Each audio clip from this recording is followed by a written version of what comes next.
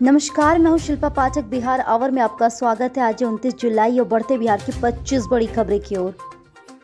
SSC में 158 रिक्तियों के लिए 4 अगस्त तक आवेदन। भारतीय अंतरिक्ष अनुसंधान क्षेत्र में काम करने के इच्छुक उम्मीदवारों के लिए काम की खबर। भारत सरकार के अंतरिक्ष विभाग के अधीन विक्रम अंतरिक्ष केंद्र ने वर्ष 2021 और 22 के दौरान टेक्नीशियन अप्रेंटिस की भर्ती के लिए विज्ञापन जारी किया था। केंद्र के द्वारा 26 जुलाई 2021 को जारी विज्ञापन के अनुसार विभिन्न विभागों के टेक्नीशियन शिक्षक पदों के लिए योग्य उम्मीदवारों के लिए आवेदन आमंत्रित किए जाए थे। इन विभागों के लिए रिक्तियां घोषित की गई थी और इसमें ऑटोमोबाइल इंजीनियरिंग, रासायनिक इंजीनियरिंग, सिविल इंजीनियरिंग, कंप्यूटर विज्ञान, विद्युत इंजीनियरिंग, इलेक्ट्रॉनिक इंजीनियरिंग और उपकरण प्रौद्योगिकीकरण, साथ ही यांत्रिक इंजीनियरिंग शामिल है। आवेदन के इच्छुक उम्मीदवार बीएसएससी की ऑफिशियल वेबसाइट bssc.gov.in पर उपलब्ध कराए गए ऑनलाइन एप्लीकेशन फॉर्म के माध्यम से आवेदन कर सकते हैं। आवेदन की प्रक्रिया 26 जुलाई 2021 को सुबह 10 बजे शुरू हो चुकी है।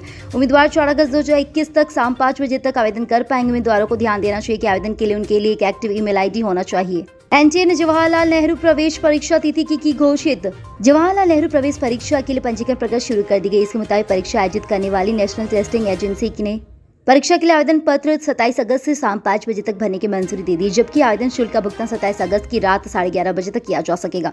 वहीं JNUE परीक्षा का आयोजन सितंबर में 20 तारीख से शुरू होगा और 23 सितंबर तक आयोजित किया जाएगा। परीक्षा की अवधि 180 मीटर होगी। साथ ही इसमें बहुविकल्पी प्रश्न पूछे जाएंगे। कंप्यूटर आधारित परीक्षा होगी। ऐसे में इस परीक्षा में शामिल होने इच्छुक उम्मीदवार केवल हाइपरलिंक jnuexams.net.ac.in पर ऑनलाइन आवेदन कर सकते। छात्र छात्राएं ध्यान दें कि कंप्यूटर जनित पुष्टिकरण पेज पर आवेदन संख्या पर उल्लेख किया जाना चाहिए। इसके साथ ही आवेदन संख्या को नोट करना आवश्यक है। वहीं किसी भी प्रश्न के लिए उम्मीदवार 0114075900 पर कॉल कर सकते हैं और एनटीए को jnu@nta.ac.in पर लिख सकते हैं। बिहार पुलिस सिपाही और पुलिस अवर निरीक्षण के पदों पर भर्तियों की नोटिफिकेशन जारी। बिहार पुलिस ने स्पोर्ट कोटे के तहत सिपाही तथा पुलिस अवर निरीक्षण के पदों पर भर्ती की नोटिफिकेशन जारी कर दी है। इनमें पुलिस अवर निरीक्षण के 21 पद, सिपाही के 85 पद शामिल है। इन पदों के लिए आवेदन की प्रक्रिया 10 जुलाई 2021 से जारी। अभ्यर्थी बिहार पुलिस की आधिकारिक वेबसाइट biharpolice.bhi.nic.in पर जाके इन पदों के लिए 9 अगस्त 2021 तक आवेदन कर सकते हैं। सिपाही के पदों पर आवेदन करने वाले अभ्यर्थी को किसी भी मान्यता प्राप्त बोर्ड से 12वीं पास होना अनिवार्य है। वहीं पुलिस अवर निरीक्षण के पद पर अभ्यर्थी के पास किसी मान्यता प्राप्त विश्वविद्यालय से किसी भी स्ट्रीम की ग्रेजुएशन की डिग्री होनी चाहिए।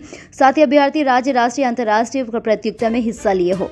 इग्नू TE परीक्षा के एडमिट कार्ड जल्द होंगे जारी। इंदिरा गांधी ओपन यूनिवर्सिटी की TTE के द्वारा परीक्षा के एडमिट कार्ड जल्द जारी किए जाएंगे। आपको बता दें कि इग्नू TE 2021 परीक्षा जून के 3 अगस्त से होने वाली थी, लेकिन इसके लिए टाइम टेबल पहले से जारी कर दी गई। इग्नू की आधिकारिक वेबसाइट ignu.ac.in पर एडमिट कार्ड डाउनलोड किए जा सकेंगे। इग्नू TE 2021 जून परीक्षा में under graduation, post graduation, PG, diploma certificate के साथ कोर्सेज की परीक्षा होगी। ये परीक्षा 9 सितंबर तक आयोजित होगी। परीक्षा को 2 शिफ्टों में होगी। इसमें से पहली शिफ्ट सुबह 10 बजे से 1 बजे तक होगी। दूसरी शिफ्ट दोपहर 2 बजे शाम 5 बजे तक होगी। प्रश्न पत्र में परीक्षा हल्देख के साथ ही उत्तेक होगा। इस रात से आए आज देश के करीब 50% नए कोरोना मामले। सरकार की बड़ी चिंता। देश में अब कोरोना के नए मामले तेज उछाल लगने लगी है। बीते 24 घंटे में देश में 43,000 से ज्यादा नए कोरोना के मरीज सामने आए हैं। देश के अधिकतर राज्यों में कोरोना के नए मामले ज्यादातर घटते जा रहे हैं, लेकिन दक्षिण राज्य केरल ने एक बार फिर से सरकार को चिंता बढ़ा दी।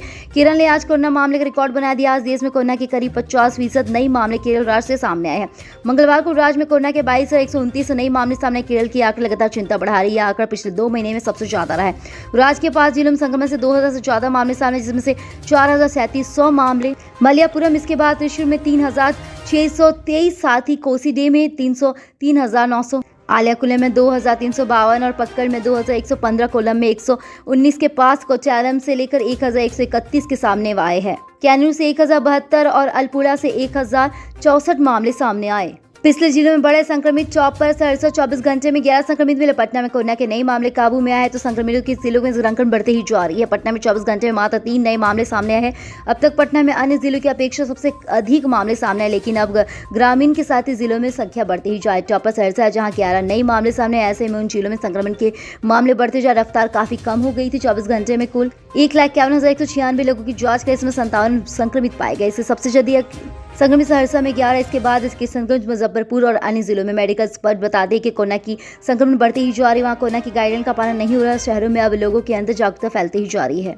मानसून सत्र तीसरा दिन विपक्षी विधायकों ने महंगाई बेरोजगारी बदसूरती के खिलाफ किया प्रदर्शन। बिहार विधानसभा के मानसून सत्र कल तीसरा दिन रहा। जी हां, पिछले 2 दिनों की तरह कल भी विपक्षी विरोधी तीव्रों के साथ विधान भवन पहुंचे विपक्षी विधायकों ने विधानसभा परिसर में बालू के अवैध खनन, स्वास्थ्य सुविधाओं की बिगड़ी स्थिति, महंगाई, बेरोजगारी और 23 मार्च को विधायकों के साथ मारपीट मामले को लेकर प्रदर्शन किया। गौरतलब हो कि विपक्ष ने सदन के बहिष्कार का ऐलान कर दिया।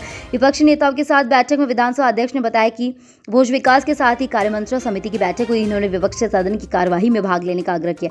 बातचीत में शिक्षा मंत्री विजय कुमार चौधरी व ग्रामीण विकास मंत्री श्रवण कुमार और माले के विधायक भी शामिल थे। विधानसभा अध्यक्ष से बातचीत करने के बाद विपक्ष के विधायक सदन की कार्यवाही में शामिल होने के लिए सदन पहुंचे।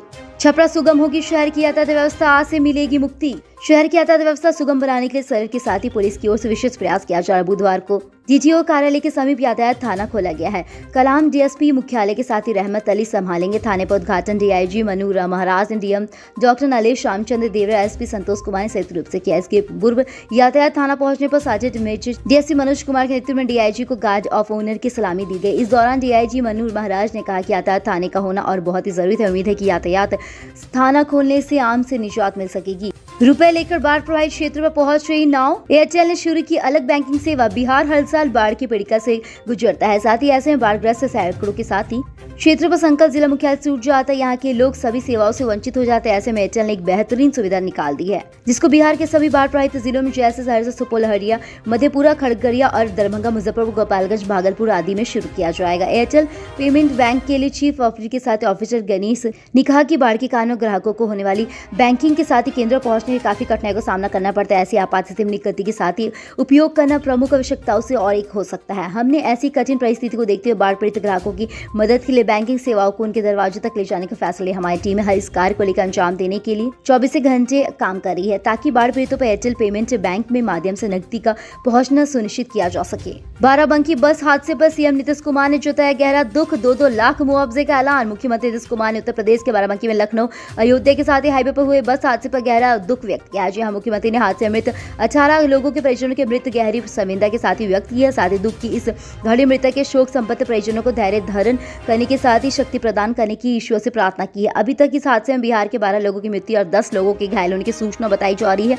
मुख्यमंत्री ने हादसे में बिहार के रहने वाले मृतकों के परिजनों को 2-2 लाख रुपए देने का ऐलान किया है। इन्होंने कहा कि इस हादसे में घायल लोगों के समुचित इलाज एवं बिहार लाने के लिए उत्तर प्रदेश सरकार से समन्वय किया जा रहा है। घटनास्थल पर बिहार सरकार के अधिकारी भी भेजे जा रहे हैं। मुख्यमंत्री ने घटना के साथ ही सभी घायलों के प्रति संवेदना व्यक्त करते हुए इस शीघ्र स्वस्थ होने की कामना की है। एक आईएएस का ट्रांसफर ट्विटर पर कर रहा है ट्वीट। बिहार सरकार ने बड़ा प्राथमिक के फेरबदल करने पर 9 आईएएस अधिकारियों का तबादला कर दिया। जी हां, इनमें से एक अधिकारी का तबादला सोशल मीडिया पर चर्चा पर विषय बना हुआ है। सरकार ने शिक्षा विभाग के प्राथमिक शिक्षा निदेशक डॉक्टर रणनीत कुमार के साथ ही विभाग बदलकर उन्हें पंचायती राज का निदेशक बना दिया है। ट्विटर पर इस तबादले के विरोध में आवाज उठ रही है। कवायदे के साथ हैशटैग ट्वीट कर दिया है। शिक्षक विद्यालयों के साथ ही अभ्यर्थियों और शिक्षकों ने सोशल मीडिया पर इंटरनेट के माध्यम से अब प्लेटफॉर्म पर डॉक्टर रणनीत के तबादला को लेकर रोकने के लिए बिहार सरकार से अपील की। शिक्षकों और अभ्यर्थियों का कहना है कि वे हमारी एक बात को गंभीरता सुनते और उसका निष्पादन करते हैं। शरण 1.11 लाख अन्नदाताओं को मिलेगा फसल क्षति का मुआवजा। जिले में खरीफ फसलों की क्षति के लिए मुआवजा को लेकर यहां 1,11,597 में ऑनलाइन आवेदन किया जाए। इसमें से 1,11,199 आवेदन की जांच सहकारिता विभाग के द्वारा कर लिया गया। अभी 40,402 के साथ आवेदन की जांच नहीं हुई। उल्लेखनीय कि प्रत्येक आवेदकों की विपस्थिति के साथ स्थिति में किसानों को कई बार आर्थिक क्षति उठानी पड़ती है। इसको लेकर सरकार ने बिहार राज्य फसल सहायता योजना की शुरुआत की। इससे किसानों को बड़ी राहत मिली है। फसल सहायता योजना में किसान की 20% फसल की क्षति होगी तो किसान को 7,500 रुपए प्रति हेक्टेयर की दर से फसल यातायात के साथ ही सहायता योजना का लाभ मिलेगा, जबकि 20% से ज्यादा फसल क्षति होने से संबंधित किसान को 10,000 रुपए प्रति हेक्टेयर की दर से क्षति का मुआवजा दिया जाता है। पंचायत चुनाव मतदाता सूची में सुधार का मिलेगा मौका। अगस्त से अक्टूबर के बीच संभावित पंचायत चुनाव को लेकर मतदाता सूची संशोधन की तैयारी के लिए राज्य निर्वाचन आयोग ने दिशा निर्देश जारी कर दिया। इसको लेकर आयोग के सचिव ने सभी जिलाधिकारी सह निर्वाचन पदाधिकारी पंचायत को जारी निर्देश में कहा है कि निकाय विकास के साथ क्षेत्र में वैसे मतदाता जो अब पंचायत क्षेत्र में मतदान नहीं करे उनके पंचायत क्षेत्र नियमानुसार अलग करते हुए उन क्षेत्रों में व्यापक प्रचार प्रसार की व्यवस्था की जाए। इन जगहों पर साप्ताहिक हाट बाजार लगते हैं, वो ढोल पीट कर मतदाता सूची में संशोधन संबंधी सूचना पर प्रचार प्रसार किया जा रहा है। आयोग ने निर्देश में कहा कि मतदाता सूची में संशोधन की सूचना का प्रकलन 24 से 30 जुलाई तक किया जाना है। तय कार्यक्रम के अनुसार ग्राम पंचायत चुनाव को लेकर पंचायत व प्रखंड कार्यालय में सूची तैयार की जा रही है। बीएसएनएल 4G सेवा और सैलरी बढ़ाने के लिए कर्मचारी अधिकारियों की भूख हड़ताल। सेवा की लाइसेंस देने और तीसरे वेतन संशोधन का लाभ शीघ्र देने सहित अन्य मांगों को लेकर बीएसएनएल के कर्मचारी अधिकारी बुधवार को हड़ताल पर चले गए। यहाँ बुधवार के साथ ही संचार सदन पर परिचय दिन भर सरकार विरोधी नारों से गूंजता रहा। लालू प्रसाद यादव से मिले शरद पवार, सपा नेता रामगोपाल भी रहे मौजूद। चारा घोटाले में जमानत मिलने के बाद लालू यादव एक बार फिर से विपक्षी राजनीति की धुरी बनते जा रहे हैं। बड़े मामले विपक्षी नेताओं पर उनका मामला और विचार विमर्श करने पर सिलसिला जारी है। बुधवार को दिल्ली में लालू ने एनसीपी नेता शरद पवार से मुलाकात की। इस दौरान सब्र नेता रामगोपाल यादव, पूर्व केंद्रीय मंत्री अखिलेश सिंह भी मौजूद रहे। लालू की बेटी मीसा भारती के आवास पर यह मुलाकात हुई। बताया जा रहा है कि विपक्षी नेताओं ने लालू यादव से मिलकर उनके स्वास्थ्य के बारे में जानकारी ली। इसके साथ ही देश की राजनीति पर भी चर्चा की। हालांकि चर्चा का मुख्य विषय मानसून सत्र में मोदी सरकार की घेराबंदी की रणनीति थी। नेताओं के बीच काफी देर तक बातचीत हुई। इस दौरान देश में वर्तमान राजनीतिक परिदृश्य और संसद के वर्तमान मानसून सत्र के महत्वपूर्ण विषयों पर चर्चा की गई। अस्पताल परिसर में बदली व्यवस्था, एम्बुलेंस के लिए बनी पार्किंग। गोपालगंज सदर अस्पताल मरीजों को अब सरकारी एम्बुलेंस के लिए इधर उधर नहीं भटकना पड़ेगा। जी हाँ, जहां था सरकारी एम्बुलेंस खड़ी करने से मरीजों को हो रही परेशानी अब दूर हो जाएगी। जी, सदर एसपीटी के साथ उपेंद्र पाल के निर्देश में अब अस्पताल परिसर में एम्बुलेंस खड़ी करने की व्यवस्था बदल दी गई। अब अस्पताल परिसर में एम्बुलेंस पार्किंग में खड़ी होगी। स्वास्थ्य महकमा ने सरकारी एम्बुलेंस खड़ी करने के लिए इमरजेंसी वार्ड के सामने पार्किंग स्थल बना दिया। इसके साथ ही 102 एम्बुलेंस के कंट्रोल रूम को पुराने इमरजेंसी भवन से हटाकर नए इमरजेंसी भवन के बगल में ब्लड बैंक की बिल्डिंग में शिफ्ट कर दिया गया है। सदर अस्पताल परिसर में एम्बुलेंस खड़ी करने के लिए स्थान निर्धारित नहीं था। इस कारण से एम्बुलेंस को चालक जहां तक खड़ी कर देते थे, इसकी किसी भी मरीज को रेफर कर जाने से स्वजनों को एम्बुलेंस के लिए इधर उधर भटकना पड़ता था। मरीजों को सोचना अस्पताल परिसर में खड़ी निजी एम्बुलेंस चालकों के चंगुल में फंस जाते थे। शिक्षा मंत्री, सभी सरकारी स्कूलों में 1 महीने के अंदर गठित होगी प्रबंध समिति। बिहार के सभी सरकारी विद्यालयों में 1 माह के अंदर प्रबंध समिति का गठन हो जाएगा। बिहार विधान मंडल के मानसून सत्र के दौरान मंगलवार को कई विधायकों ने प्रश्नकाल के दौरान विधानसभा में प्रबंध में समिति के साथ ही गठन नहीं होने पर प्रधानमंत्री को मनमानी का मामला उठाया है। इस प्रश्न के जवाब में शिक्षा मंत्री विजय कुमार चौधरी ने बातचीत कहा है। भाजपा के विधायक हरिभूषण ठाकुर चबौल या मॉल प्रश्न था, जहां उनका कहना है कि मधुबनी जिला के 20वीं विधानसभा क्षेत्र के सभी प्रखंडों में उच्च विद्यालयों में प्रबंध समिति का पुनर्गठन नहीं हुआ था। शिक्षा मंत्री ने कहा विधानसभा सदस्यों के लिए 20 प्रतिपत्र उपलब्ध करा दिया गया था। साथ ही प्रबंध समिति के गठन की पूरी प्रक्रिया का जिक्र। इन्होंने कहा कि उत्तरनिक विद्यालयों को साथ ही पुरानी नियमावली ही लागू होगी। उन्होंने यह भी कहा कि अगर किसी पदाधिकारी को संबंध समिति के गठन के बाद लिख कर दिया जाएगा तो इसकी जानकारी उपलब्ध कराने निश्चित ही कार्रवाई होगी। अवैध शराब कारोबार, 8 दर्जन वाहनों के साथ पकड़े गए आरोपित। औरंगाबाद दाऊदनगर पुलिस ने अवैध शराब बिक्री के खिलाफ बड़ी कार्रवाई करते हुए मंगलवार की रात भारी मात्रा में शराब बरामद कर लिया है। दाऊदनगर औरंगाबाद रोड के बड़ी पत्थर कटी से उच्च को दी जाने वाली सड़क में शराब उतारकर एक ट्रक के खिलाफ पुलिस ने कार्रवाई की। उस दौरान करीब 3600 लीटर शराब जब्त किया। पुलिस ने इस कार्रवाई में शराब बिक्री का काम करने वाले 3 व्यक्ति को पकड़ लिया। तीनों ही झारखंड के हरिहरगंज के निवासी बताए जाते हैं। पुलिस ने इस धंधे में शामिल एक ट्रक, एक सुमो और 2 सेंट्रो कार के साथ 3 मोबाइल भी जब्त कर लिए। इनके चालक भागने में सफल है। वाहन मालिकों के विरुद्ध कार्रवाई के सत्यापन किया जा रहा। थाना अध्यक्ष शशि कुमार राणा ने बताया कि इस मामले में झारखंड के हरिहरगंज निवासी पप्पू कुमार, विकास कुमार, रवि रंजन कुमार गिरफ्तार किया गया। इसके पूछताछ की जा रही। इस मामले में जब्त किए गए वाहनों के मालिकों का सत्यापन किया जा रहा है। लखीसराय में कई शिक्षक अब भी निगरानी की रजार पर। पटना हाईकोर्ट के आदेश पर वर्ष 2006 से 2015 बहाल नियोजित शिक्षकों नियोजन अभिलेख की जांच निगरानी के द्वारा की जा रही। लखीसराय जिले के 1775 नियोजित शिक्षकों द्वारा 30 जून तक आयोजन के साथ ही नियोजन संबंधी फोल्डर जमा नहीं किया गया। शिक्षा विभाग और निगरानी ने 20 जुलाई तक नियोजित शिक्षकों विभागीय पोर्टल पर नियोजन दस्तावेज अपलोड करने का आखिरी मौका दिया था। निगरानी की कार्रवाई पर जरा ऐसा हुआ कि जिले में 1075 के साथ ही करीब 1700 नियोजित शिक्षकों ने तय तिथि तक अपना दस्तावेज अपलोड करा दिया। मात्र 15 शिक्षक बचे जिन्होंने अपना दस्तावेज उपलब्ध नहीं करा पाया है। डीईओ सह डीपीओ स्थापना संजय कुमार सिंह ने बताया कि विभाग के द्वारा 20 जुलाई तक पोर्टल पर फोल्डर अपलोड करने का अंतिम समय दे दिया गया, जिसकी रिपोर्ट विभाग को भेज दी गई। आगे जो निर्देश प्राप्त होगा उसके अनुसार कार्यवाही की जाएगी। एमडीसीएच की ओपीडी और इमरजेंसी में फिर घुसा पानी। सुबह से लेकर भारी बारिश के कारण एमडीसीएच परिसर एक बार फिर से झील में तब्दील हो गया। जी हां, ओपीडी तत्कालीन आपातकालीन विभाग सहित गायनी, शिशु और मेडिसिन विभाग के परिसर में जल जमाव से मरीजों को परेशानी का सामना करना पड़ा। ओपीडी के साथ ही रजिस्ट्रेशन काउंटर पर जल जमाव के कारण मरीजों को परेशानी की स्थिति फर्जी करना पड़ा है। आपातकालीन विभाग के डॉक्टर चैम्बर सैनिक के कक्ष द्वारा भंडार आदि में पानी प्रवेश कर गया। इससे चिकित्सा कार्य पूरी तरह से प्रभावित हो गया। जल जमाव के बीच मरीजों का इलाज करना चिकित्सक मजबूर हो गए हैं। इधर विभिन्न विभागों के साथ ही नए मरीजों को भर्ती व पुराने को डिस्चार्ज करने परेशानी रही। मरीज व परिजनों को घुटना भर पानी से होकर गुजरना पड़ा है। दवा व अन्य जरूरी कार्य के लिए बाहर जाने आने वालों के लिए जल जमाव कारण काफी परेशानी हुई। बढ़िया में ट्रेन की समस्या को दूर करने का रेल मंत्री ने दिया आश्वासन। लखीसराय बढ़िया रेलवे स्टेशन पर ट्रेनों की ठहराव की समस्या को शीघ्र दूर करने का आश्वासन रेल मंत्री अश्विनी वैष्णव ने बढ़िया पैसेंजर एसोसिएशन के प्रतिनिधि मंडल को दिया। प्रतिनिधि मंडल के 2 सदस्य कृष्ण मोहन सिंह और अमरेश कुमार अदनेस ने दिल्ली से लौटने के लिए बुधवार को बताया कि राज्यसभा सदस्य रेलवे संसदीय सलाहकार सदस्य अखिलेश कुमार सिंह के नेतृत्व में प्रतिनिधि मंडल के सदस्यों ने दिल्ली में रेल मंत्री अश्विनी वैष्णव से मिलकर बढ़िया रेलवे स्टेशन की समस्या रखी थी, जिस पर उन्होंने प्रतिनिधि मंडल सदस्यों को आश्वासन देते हुए कहा कि कोरोना काल में ट्रेनों का परिचालन स्पेशल रूप से किए जाने के कारण कई जगहों पर ठहराव में कटौती हुई। बढ़िया और आसपास के लोगों को इस सुविधा के साथ ही असुविधा को देखते हुए वहां ट्रेनों का ठहराव देकर जल्द सुविधा को जल्द पूरा कर लिया जाएगा।